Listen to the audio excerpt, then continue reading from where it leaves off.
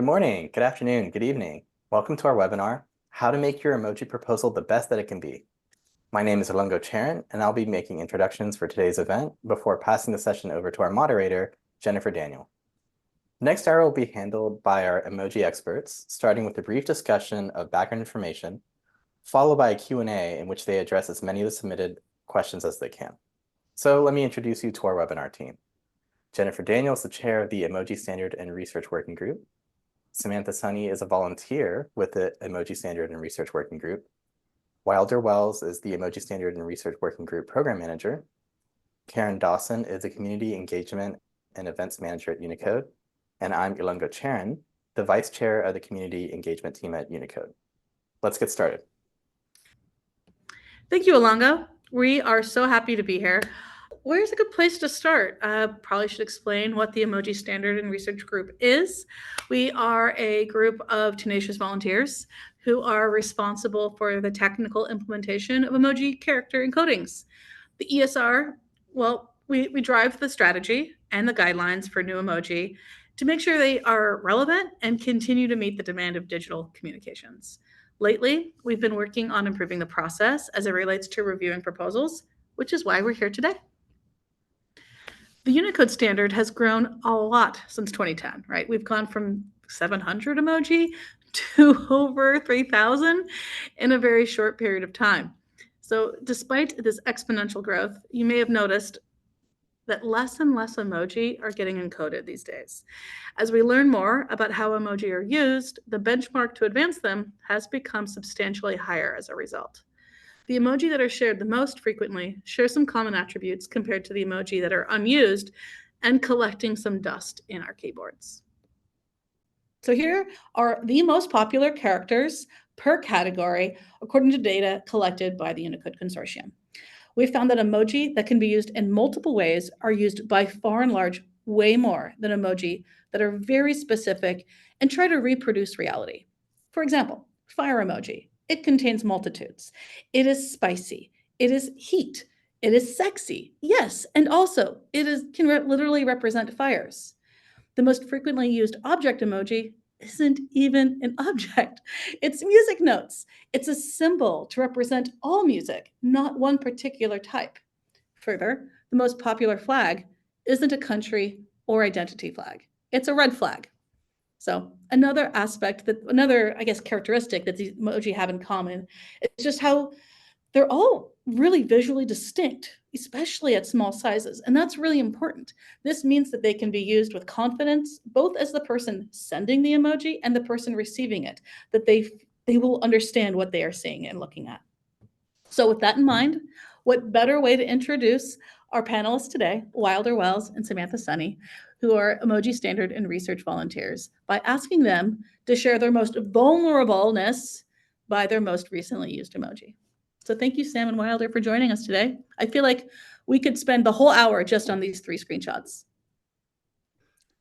I'll go first because I see my emoji queued up there. I'm Sam. I help manage the public proposals that come in so that we get a ton of awesome creative ideas for new emoji. The funniest one to me on this frequently used panel is the duck emoji. I don't actually use the duck emoji that much, but it's spring here in New Orleans where I'm based, and I've been going to the park a lot. So I also work with a group called Emoji Nation that's separate, but does a lot of work to try to solicit and help with like emoji proposals from all over the world, getting diverse perspectives and things like that.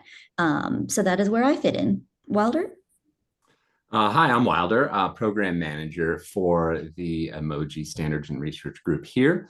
I work with emoji every single day.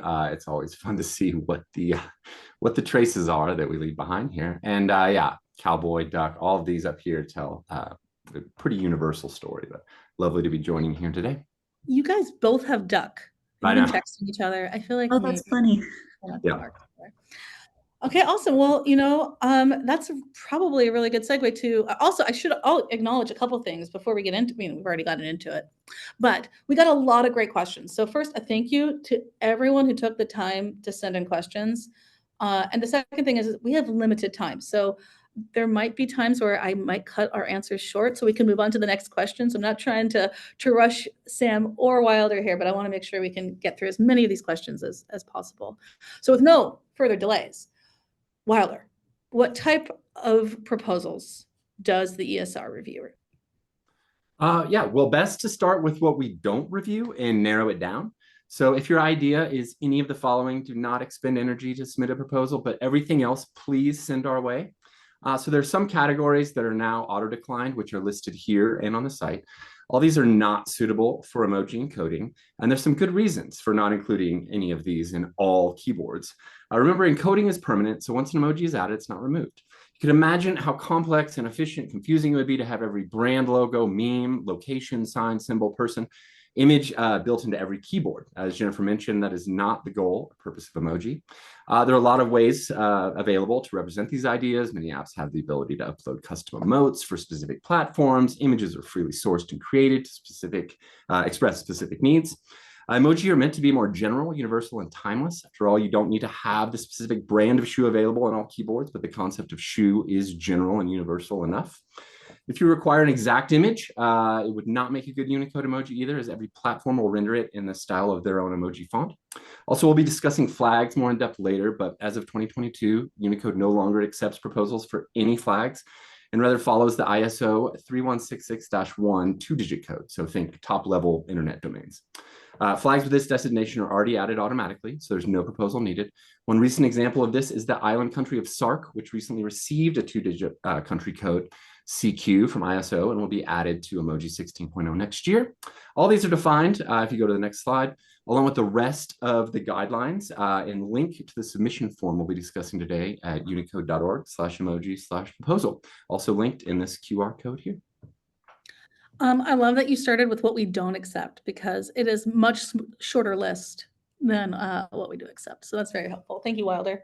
Sam, okay, now that we know what we don't intake, what if someone is in this conversation right now and they want to submit a proposal, what should their first step be? Well, so we have a page that's publicly available that's just called Emoji Requests. So if you're not able to, click a link or anything, if you Google Unicode emoji requests, you can probably find it. But it's an updated list of all the proposals that we've gotten. So if you would like to propose a vinyl record emoji, for example, you might see that some other people have had the same idea. I think we've actually maybe gotten 5 proposals for vinyl records over the years. So I'd first recommend that you check out this page. We do sometimes get proposals where that emoji already exists, so maybe check that first, but also check if someone else has had the same idea and if they submitted a proposal but it wasn't accepted, and that happened in the last 4 years. That means we do want to wait at least 4 years to consider that again. So we think about some concepts like whether an image is transient. We're going to talk about that later, meaning like, does it stand the test of time? But also we don't want to just, keep reviewing the same idea multiple times a year, every year. So if you check that emoji request page, you can check whether your idea has already been submitted. You might want to check some synonyms for it just in case they put, record or music instead of vinyl record, and just make sure that we haven't already gotten it, or maybe someone submitted that idea and it's still under consideration. So I would check there before you even really start to work on your proposal itself. So I should stop writing my vinyl record proposal? No? Yeah, probably. I think we have that covered. All right. I do feel like there is folks who are reviewing proposals. Wilder, what do you wish people did before they put in all that energy to write a document? It's a great question. And once you're sure that your concept meets the criteria, you've done the research that Sam talked about, it's time to do some more research. All of the previous successful emoji proposals are posted on the Unicode site at this URL, as well as linked in the QR code. So it's best to familiarize yourself with the content and structure and cases that are being made in the proposals for your favorite emoji that are already been than encoded. Also, since emoji are used to communicate, I would highly recommend engaging a friend or family member to see if and how they would use your proposed emoji. They may interpret it in a slightly different way that you can include in your proposal to build your case. You may even notice them. You may even entice them with a credit on your proposal. Either way, it's valuable to have direct feedback, and it will make your proposal stronger. Also, think of where your emoji would fit in the larger keyboard. Think of it in the most basic universal elements of that concept. But the biggest thing I guess I can stress is to start gathering citations for every claim you intend to make. If, for example, your concept has a specific meaning in a certain culture, you'll need to cite that meaning and provide a reference link to back up your case. Good concepts for emoji will be popular enough to have multiple citations. And if you're struggling to find a good one, consider maybe not including that. And then I would also say just resign yourself to making the most complete emoji proposal possible. You should feel so strongly about the need for every keyboard and platform in the world to contain your emoji and really make sure that your document reflects that. Awesome. It does beg the question. Okay, I've done all this research. I want to make my proposal the best it possibly can be, so I want to get ahead of it. How do I get ahead of it being declined? What are some of the indicators that might happen? Sam, do you think you could take this one? Yeah, so all of the information you see here is on our proposal instructions on the Unicode website. So, I definitely recommend you check that out and maybe bookmark that page. We mentioned it earlier, but I'll talk about a few of the criteria here that do kind of count against proposals, and I'll explain why. So we are somewhat limited in how, just in how many emoji we can put out there in any given amount of time. And so you have to think about whether your proposal is going to stand out from the emoji that are already available. So I mentioned vinyl record. If you know that a vinyl record emoji is out there, but you have like a record player emoji, like you think that would be cool, maybe like a Victrola record player, you would need to have a pretty good argument for why that's an entirely different concept from just a vinyl record. Because if you think about it, if someone's trying to convey the idea of a record or a music or a classic rock or something like that, they could probably convey that idea with the vinyl record emoji and maybe the record player, but we don't necessarily need both. So I would take a look at the emoji that already exist. There are a lot of them, so you might need to take some time to scroll or just check whether one already exists. But make sure that when you're writing a proposal, you're helping us understand why someone who wants to convey the concept you're talking about can't already do it with the emoji that already exists. And that goes for putting some emoji together too. Like I mentioned, classic rock, maybe someone could put together like the electric guitar with the vinyl record. And to them, that would mean classic rock. So try to keep those in mind, because if a concept is already conveyable with existing emoji, that does count against your proposal. A couple of these other ones, we explain these further on the instructions, like I said, but we don't want it to be too specific. Emoji need to be at least relatively universally understood and used and meaningful, but we also don't want it to be open-ended. So, I think we have like lemon and lime, I believe. If someone submitted like an orange lemon or something, we don't want to just open that up to suddenly have lemon looking fruits of every color of the rainbow. We don't necessarily need that. So those are two other things you should look at. You don't want it to be too small so that it's not necessarily relevant to most or everyone around the world. And you also don't want it to just be opening a whole new category for no real reason. Transients I mentioned earlier, so these are meant to stand the test of time.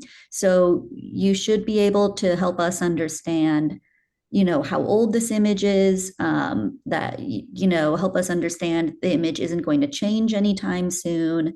Also that its usefulness may not change either in the past or the future. And also another one we get sometimes is we don't want you to explain the potential of your proposal by using ones that exist, in the sense that like, I mean, I'm trying to think of one right now, but like we have we have several different versions of a mailbox being ready for pickup or having mail in it or whatever.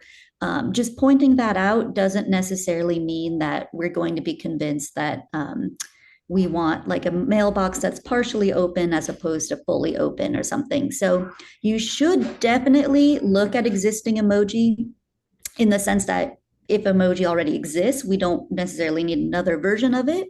But if an emoji does exist, that doesn't also justify the existence of another one on top of that, if that makes sense. That is interesting. So a lot of emoji are on our keyboards because of wingdings, right? Like there was a very popular dingbat font back in the day. And I think that's where some of the mailboxes came from. So the legacy of some of the initial encoding and the strategy has changed over time. Yeah, I think that's a good thing to point out. And I totally know that it can be frustrating. Like I think Wilder mentioned we don't want to emojify landmarks anymore. And someone might say, like, well, you have the Statue of Liberty, though, so why not my landmark? And the answer is really that, you know, times have changed. Like, just because the Statue of Liberty was added at another time period, that doesn't necessarily mean we're going to change our rules now. Oh, was I the only one who missed? Forget it. I think we'll be fine. It may have just been a me thing. Well, I do want to follow up on the transient. So the transient thing, I think is interesting as well, because what we're talking about is, you know, once you add an emoji, it's never removed. So it really can't be this like thing that is of the moment. But what kind of time scale are we talking about? Are we talking about like decades? Are we talking millennia? Like, talk to me about that. Yeah, I was thinking about that when I was saying that. I mean, I don't know if we do have a hard time frame. When I was saying that, I was thinking like 1,000 years, but I don't know if that's stretching it a bit too far. But I mean, generally speaking, yeah, like we imagine emoji being present and usable for at least decades, maybe centuries from now. So that is really important. Like you don't want to have an image that just like isn't going to make sense from people 20 or 50 or 100 years from now. That's right. Great. Well, with that in mind, I'm curious about what are the most common reasons a proposal is declined. And I did ask Sam and Wilder this before today. It was so funny. We all had different answers. I'm going to share them on the next slide. Sam, you were like multiple uses, definitely. Uses. And Wilder, you're like, clearly already representable. And I immediately blurted citation of evidence. And what I love about all three of our answers is it really illustrates how everyone who is a volunteer in this group is coming at it from a different perspective and looking for different things. I'm curious if either of you want to elaborate more on your answers here. Yeah. Yeah, sorry, Walter. So I'll just stick with my vinyl record example because it's easy. But one thing that I definitely pay attention to is whether a proposed concept can double to mean other things. So a vinyl record can obviously mean a literal vinyl record. So if I was texting a friend like, you know, I just bought you Beyonce's new album on vinyl, I could use the vinyl record. Or I could use it to mean the concept of an album or even music in general, or like I said, classic rock or something like that. So those are all technically different concepts, but they can be conveyed with the same image. And that's a really strong argument, I think, for a concept that's proposed. It's, you know, not necessarily a deal breaker if it doesn't have that, but I would say that is something that we look at and we take pretty seriously. Yeah, it's a great answer. I, also feel that, but the one that I really jumped out to me was if it's already representable. And I really mean this in terms of broadly representable, not specifically representable to one specific small item. So, I did get a text from, my stepdad the other day wondering, like, where's the cigar emoji? Because he likes to smoke cigars. But, the concept of smoking and of smoke, things like that are already kind of broadly representable. I have reviewed someone that again, not being too specific, but more broad. So I would really think when you're developing your proposal to make sure that it is not already representable by a combination of other emoji, not just the singular emoji that you're trying to propose. Did you reply with the longs emoji? Exactly. I should have. I'm going to do that right now. That's great. We did get a question around like how can you make your flag proposal compelling? And I think I think I'll answer this one. I really do hope that no one is here trying to improve their flag emoji proposal, because as Wilder noted, as of a couple years ago, the Unicode Technical Committee is no longer intaking applications for flag emoji. Instead, these days we are relying on the International Organization for Standardization, ISO, and they document internationally recognized codes that are used to refer to countries and their subdivisions. It makes it very easy for the process, quite honestly. But for those who are not familiar with ISO, if a country is added to ISO 3166-1, then this flag sequence is automatically included in the Unicode standard, and no emoji proposals are required to advance it.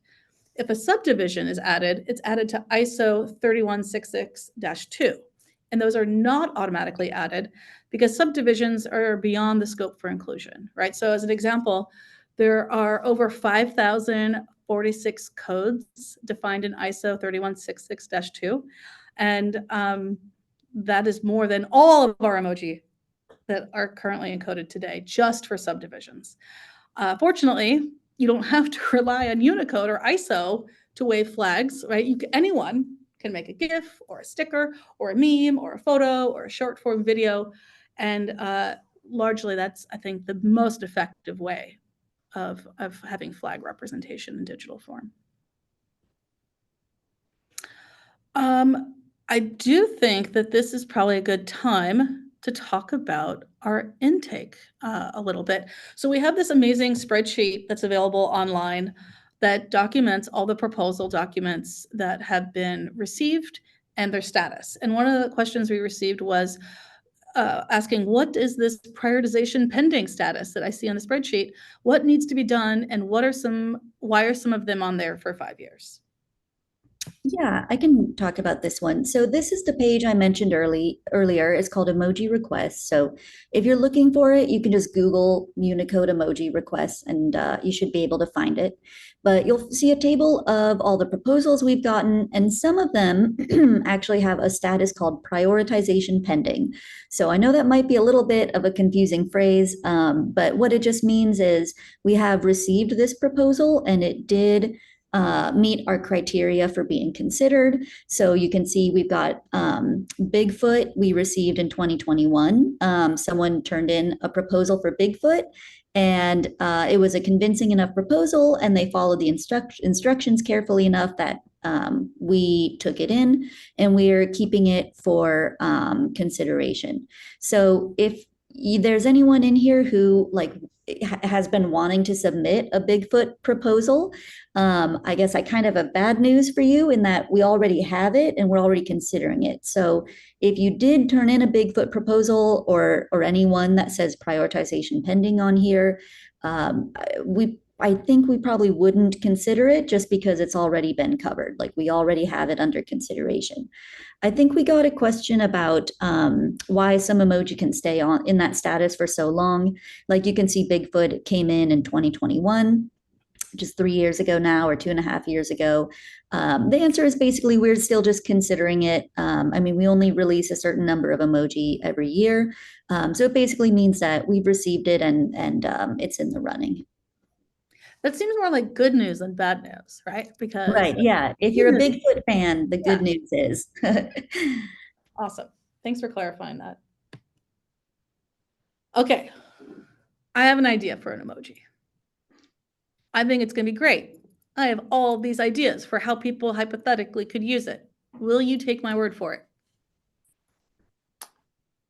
Yeah, I'll take this one. So as I touched on in my previous answer, we really need to cite evidence. So that includes sourcing your claims, providing footnotes and hyperlinks, and address all of the questions specified in that form as completely as possible. We'd rather receive more information than less, assuming, of course, that it is cited. And you can back that up. So much like a research paper, you should not rely only on your opinion. understand that your hypothesis is that this would make a good emoji, but focus your energy on presenting the facts really as clearly as possible. And these are all facts that you might make on multiple uses, not just for the actual emoji concept itself. So anything that you want to propose that has good use in sequences, please just cite that evidence as well. Next slide, please. But for some specific sources that we do require that you do cite in your proposal, they're all listed on the site, and I'll talk a little bit about them now. It's worth mentioning here. The reason for these is to get a historical metric for each concept's usage. So make sure you include screenshots in your proposal for each. This really helps reviewers evaluate the potential success of your emoji concept. The ones that are listed on there, we have Google Video Search. Google Books was one that was added. And tip for Google Books, some people were having some issues seeing the result numbers. So please make sure that Tools panel is not open, as that information displays in the location where the tools detail is. So then there's Google Trends, web search, Google Trends, image search, Google Books, Ngram Viewer. And a note for Books and Trends and Ngram Viewer, you're going to need to show how it compares to the term elephant. And you can separate these terms with a comma as you're shown here. And if your term is in line with or above the usage of elephant, then that is a good signal of popular usage. Elephant was chosen as kind of a median performing emoji. So we want to make sure that we understand this concept as it relates to that. And as I said before, like any amount of extra claims that you can make, just please make sure you cite them, and we will read them and also confirm them. What's the deal with elephant? Why are we so obsessed with it? Elephant is a median performing emoji. It's also been around for 1,000 years, and we expect elephants to be around for the future. So really, it was more around selecting one that was in that mid-range that we could have something to compare it to. We want a benchmark, and if it is really low in compared to elephant, that's not going to be like a reason for automatically excluding it, but it's just another bit of the criteria that we do want to evaluate the concept. Yeah. And I think it's also just kind of a good benchmark. I mean, it's not very specific to one specific culture or anything like that. It can mean different things, like an elephant always remembers and stuff like that. So we only use it for numbers, but I think it's just a good benchmark to check against. Maybe if you're not quite putting together a proposal yet, but you just want to see if there's any kind of viability, you could always run it through this test and see how your word or your phrase measures up against elephant. I think that happens a lot too. Sometimes folks will submit a proposal for a concept and their search term really does not yield very promising data. And sometimes we'll request modifications. I think we talk about modifications later, but I'm curious if you have any tips on search terms that to consider comparing elephant to. Should, for example, someone be more prescriptive, descriptive? Should they be more specific, less specific? Yeah, I'll talk about this. And then Wilder, if you have anything to add, feel free to jump in. But we have some guidelines for doing these search terms in the proposal instructions.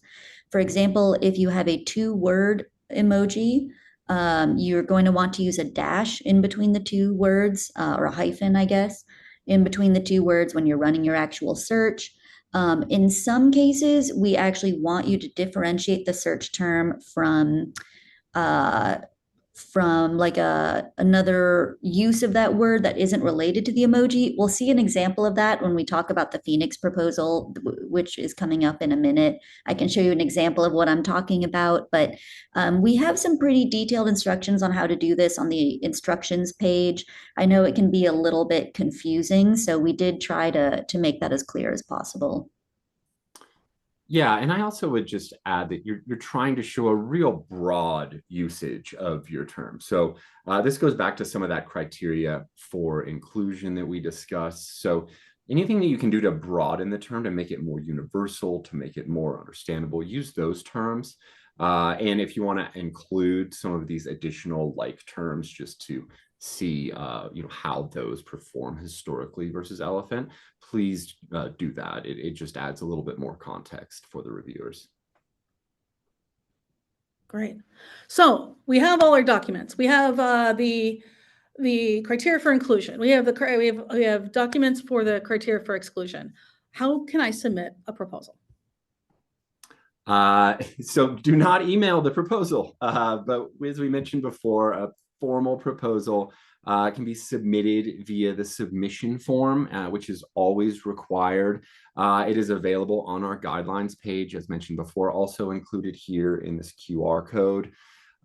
Really, the consortium developed this process to have a consistent way for submissions to come on in and for our reviewers on the ESR working group to review. This process is open to anyone. So from individuals to nonprofits, to companies, to governments, we do ask that you have one main person on the proposal that is the key author that we can follow up to or with if we require more modifications or want more information. So yeah, this process involves factors for encoding that can be applied as objectively as possible to each proposal. So we really want to make sure that reviewers have that ability to be as objective as possible. So that's why we require quite a lot of steps. You're going to notice that a lot of the steps that you are encountering when submitting in the form are going to be taken directly from your proposal. And again, this just helps for the reviewers to have a full view of how your proposal matches against some of the other ones that are also proposed there. Great. Okay. I'm so curious. I was so curious. Oh no, we were talking about this before today's discussion about what's a good example proposal. I was fascinated to find out which one you guys selected you think is a good example to walk through. And I'm told that you guys are going to talk to us about the Phoenix proposal, which is a new emoji for folks who have a phone nearby, or really any device for that matter. And it is up to date. You should see Phoenix, which just popped on your keyboard this month for many of you, and maybe coming to certain apps later on. But and it's in the animal category, I believe, if you're scrolling through. Sam Wilder, would you like to talk to us about what makes this proposal so noteworthy? Yeah. So we have a link to successful proposals on the Unicode website as well. So, we definitely would encourage you to check those out before you make your proposal itself. So this is a proposal that I actually worked on with my colleague Jenny Lee, who is with Emoji Nation. That's a group I mentioned that works on proposals from different perspectives around the world. And some of the criteria on the proposal have changed a little bit. So just keep that in mind when you're turning in your proposal. You need to follow the instructions on the instructions website. But if you scroll down to the second page, you can see the arguments here that we've been talking about so far. So I'll just talk about how we work these into our proposal on a Phoenix. When you see a screenshot there where it says Phoenix, and then a subtraction symbol and the word city. The reason we did that is we wanted to see the number of Google results for the concept of a Phoenix, at least as well as we can. So there's a city called Phoenix, Arizona, that's very large. It has, I can't remember how many people, but that's an example of something that we call disambiguation that you don't necessarily have to do. So don't worry too much. But if you have a concept like that, like Phoenix, where there's like a really big sort of exception to the use that you're picturing, you might want to add this disambiguation. So you can see we have 1.4 billion results for Phoenix itself. If we take out results for the city of Phoenix, Arizona, we have about 500 million results. So that's an example of a kind of specific search feature that I mentioned earlier. But that's something that's going to be a big part of your proposal, is just the frequency sections. And then you should be able to write maybe a short argument for the other criteria that we mentioned as well. So you should be explaining, whether this Phoenix proposal has multiple uses. I think on at the end of our frequency section here, you can see we wrote a few paragraphs about potential multiple uses for this emoji, that it can mean different things in different cultures. It has symbolism, it has religious significance. And that's what I was talking about earlier with the vinyl record is we do kind of give some preference to proposals where the image can mean multiple things. So you can talk about a phoenix as in a literal phoenix from a certain mythology, or you can use it to mean yin and yang, depending on the context you're using. And then if you go to the next page, Jennifer, you can see a couple other arguments here as well. So before we go there, I mean, I'd love to pause a little bit on some of the things that you've been presenting. So I guess starting like this looks pretty promising. Phoenix compared to elephant, our tried and true benchmark. You talked a little bit about anticipating how Phoenix used. Can you talk more about like empirical evidence versus like rhetorical or theoretical future predictions? Yes, for sure. And I think, Jennifer, you talked about that earlier, so feel free to chime in. But like we mentioned, there is some research that would be recommended for a proposal like this or any proposal. If you're not sure whether your concept has multiple uses, that would be a good thing to look up. But we also want to see citations for that. So we sometimes get proposals where they claim that an image means something. Like here, we mentioned that Phoenix can mean the concept of rebirth. But we want to see like a link or a citation that backs that up so that we're not just taking your word for it. Right. Do you want to expand on that more?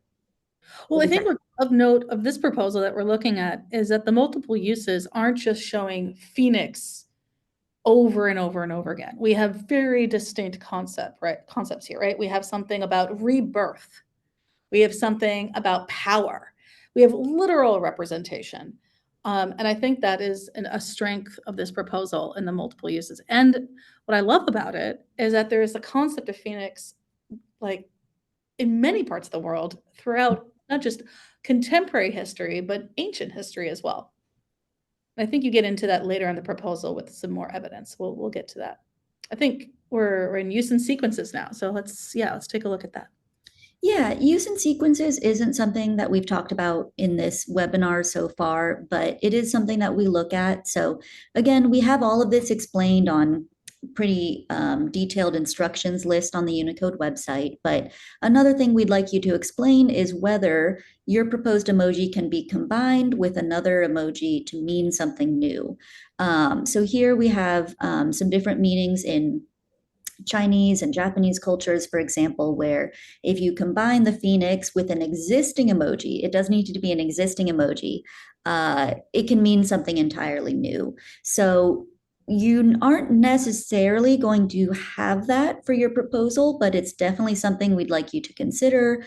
Try to research, like look at the emoji that exist, because all of these arguments work in your favor. So if you can find a sequence or multiple sequences that your proposed emoji can create, then that is definitely a point in its favor. Breaking new ground and distinctiveness, you can see on this page. So again, these are explained in the instructions. I don't know if we're necessarily going to talk about them too much here, but those are things we look at as well. For example, if this becomes an emoji, will it be visually distinct from other emoji? We all know emoji are pretty small, like they show up on your screen pretty tiny sometimes. So if it does become an emoji, like is this image going to be understandable to people, and are they going to confuse it with other images that exist? And breaking new ground is the idea of creating a whole new concept that is not already conveyable in the current emoji library. So those are arguments for the emoji. Later in this proposal. Let's maybe stop here. So one thing I'm observing, we talked a lot about citation of evidence, but I don't see much citation. Is that something that for folks who are looking at this document, looking for footnotes, Yeah, I don't think that was like a formal requirement at least at the time of this proposal. But I don't, and I guess that's actually maybe a question for you and Wilder. I don't know if we have a formal requirement for like footnotes versus other citation formats or anything. But I do know we just want to see sources in general. Do you have any preferences on that, or? No preferences, but I would say that is the one thing about this document that makes it that, you know, makes it more of a 9 out of 10 than a 10 out of 10 from my perspective, right? If you look at a lot of the other proposals that have been submitted, they're and encoded, there's extensive amounts of research that are cited here. And so I think the research was clearly done, but it wasn't cited. And I think that for folks who are in this Q&A today, really understanding that a lot of the documents you're looking at might not have footnotes, but probably should. And so that's what we're looking for moving forward. Yeah, maybe one thing I'll add to that too is the first thing that reviewers do when they're seeing claims, because not everybody is familiar with all of these, is they will go and search for these. So make it easy for them to be reviewed by adding these, because again, we want these to be universal, but there will be specific meanings in different cultures that reviewers are not aware of. So it is an opportunity to really bring that information to them and make sure that it is valid. Okay. Oh, and this is, this section right here. So this is where we're going to scroll. Sam, talk to me about this section. Yeah, so this is just another example of the kind of research we were talking about. So these are images of phoenixes from different cultures and contexts. So I mentioned way in the beginning of this session that, you know, we do like to see concepts that are somewhat universally recognized or usable. Of course, not every single object or image is going to be used or understood by every single person on Earth, but we also don't want it to be overly specific to one's, you know, culture or one, I don't know, mythology or holiday or something like that. So that would be a good argument for your proposal, is if you can show that it's relevant to people in different areas of the world. Here, the phoenix or a firebird in general does appear in a lot of different mythologies and cultures, and it carries a lot of symbolism across different cultural lines. So again, you know, we recommend research as much as you can. They, despite being from around the world, they all seem to share similar visual representations as well. The heads are reminiscent of peacocks, and the tails are quite long, unexaggerated, which makes creating a design that can be representative of multiple concepts possible. If they were all 4 different looking phoenixes, it would be very hard to create one image to represent all of them. Right. Yeah, and that's something you should think about as well, is try to think critically about whether the concept you're proposing, could it even have an image that would fit these different contexts and would be recognizable as an image. I mean, sometimes, I don't know, the concept of, they're different kind of bears, let's say. So like a polar bear might have a different connotation than a black bear.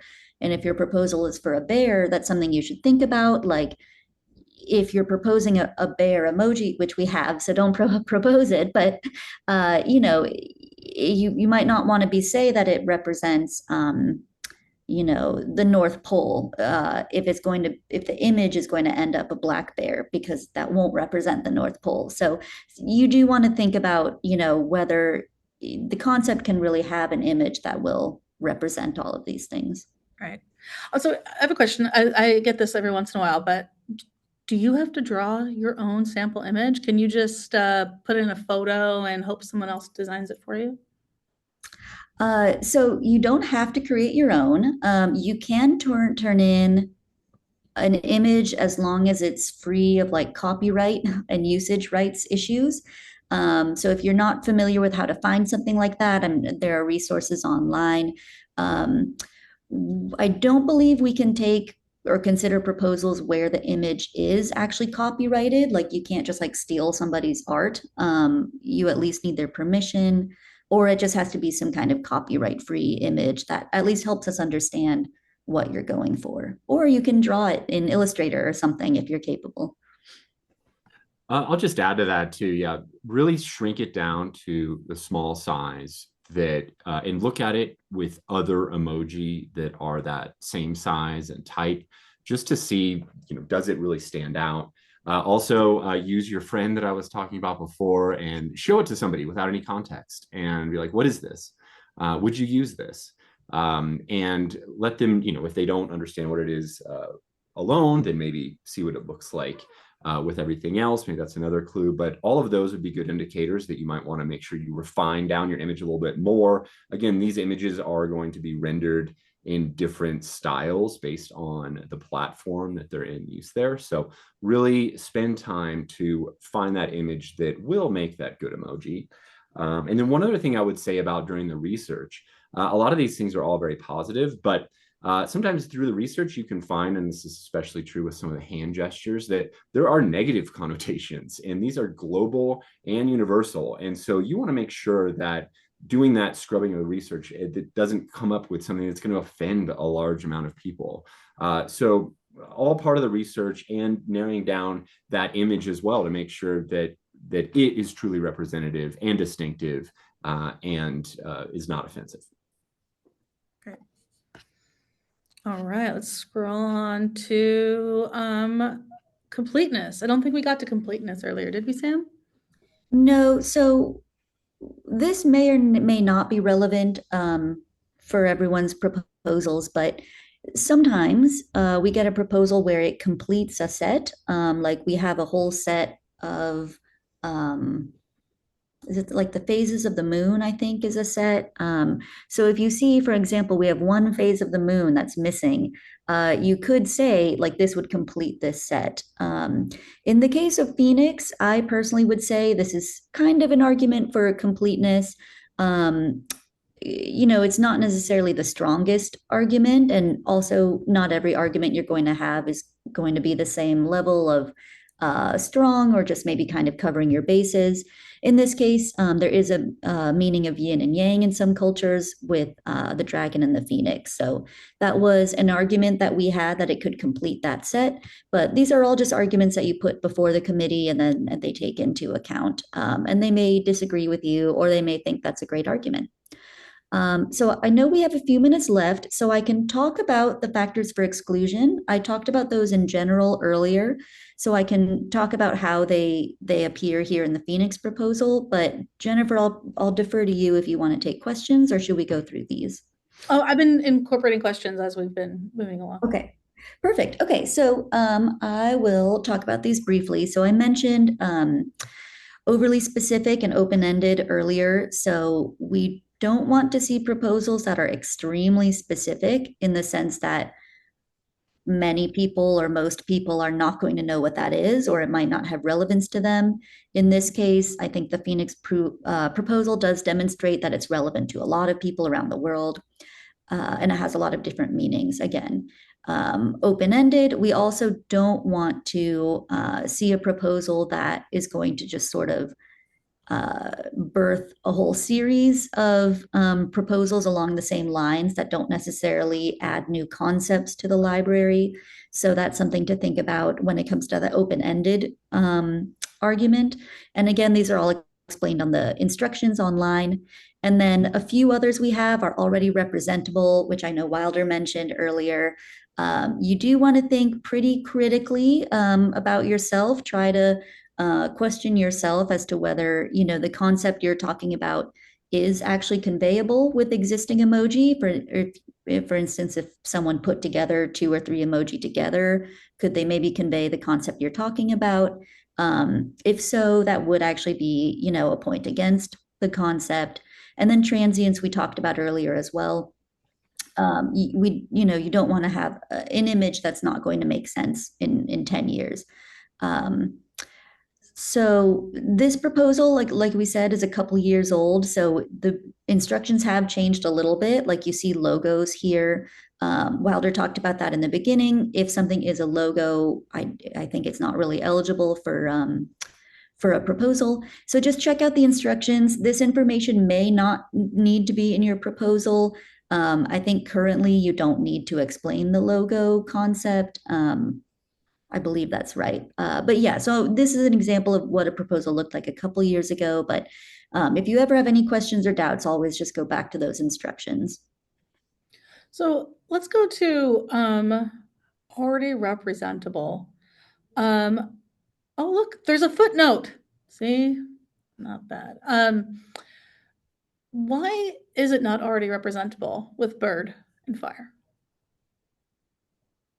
Oh, so I mean, when we were researching this proposal, we did find that a phoenix does appear in a lot of different mythologies and cultures with symbolism, but it had a relatively specific image, which is a bird on fire. So I'm trying to remember now, it's been a little while, but I think it was usually like a red bird where its tails were on fire or made of fire or something like that.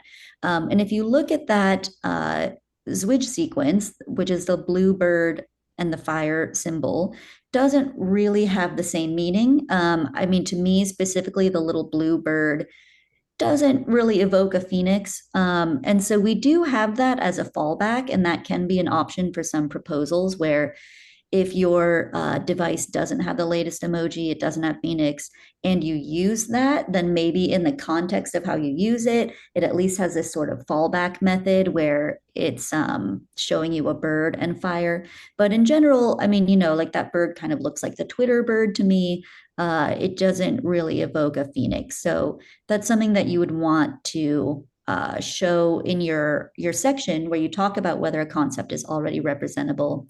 Is if you see emoji that are related or similar in image, like it's another bird, for instance, you should probably disclose that in your proposal, but you can talk about why it doesn't actually convey the concept that you're trying to convey, which for us was things like rebirth, yin and yang, and things like that.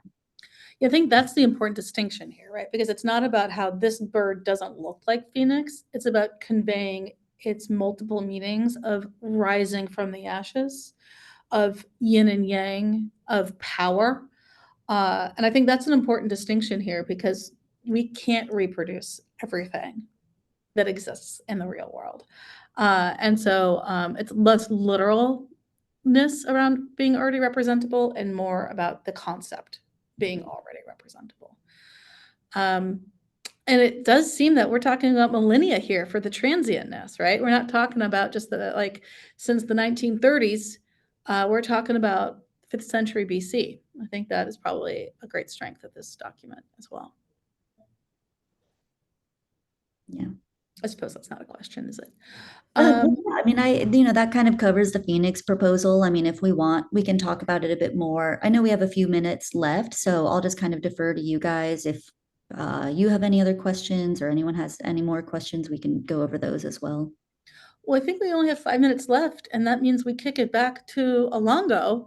I just want to say thank you to Wilder and Sam for taking the time to walk us through tips for making your document as strong as it possibly can be. And we hope that for folks who are writing a submission that this helped, and we look forward to reading your documents when you do submit them. The deadline is the end of July, so you have many months ahead of you to submit, and we do read all of them, every single one. So I will kick it to our event hosts, I think. Yeah, thank you so much. This was so great, all of you. I wish this could go longer. But it's time to wrap up. So let me share my screen.